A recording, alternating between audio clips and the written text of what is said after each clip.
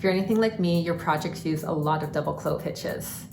This little trick will speed up the process, especially if you're using really long lengths of cord. Let's just jump right into it. The first cord's your filler cord. Skip that one and take the next cord. Just hold it and flip it to the left. And you have that little loop, and then I put it on my fingers.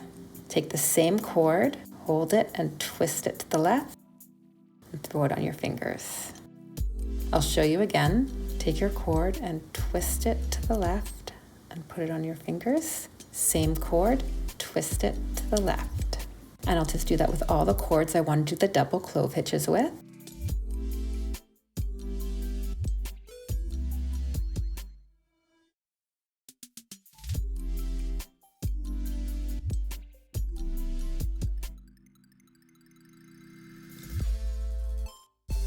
Now I'm just going to transfer it from my fingers on my left side to the right side.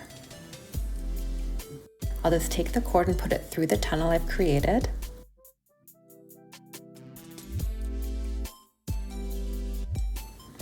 Now I'll hold the filler cord with my right hand, and then starting with the first loop, I just pull it and make it snug. Take the next one and pull it and make it snug. And that's your first double clove hitch. And then you just keep doing that.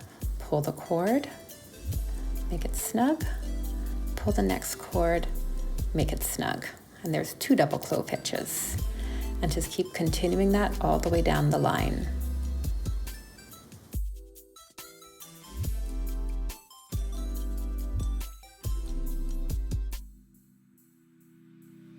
Now I'll show you how to do right to left. So the first cord's the filler cord, the next cord over, hold it, and this time flip it to the right.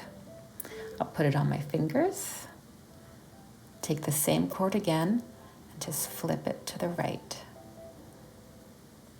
Next cord, flip it to the right, flip it to the right. I'll do that with all my cords.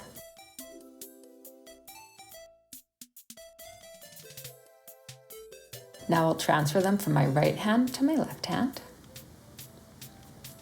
Take the filler cord and I'll feed it through the tunnel. I'll hold the filler cord with my left hand, then I'll start pulling the cords one by one.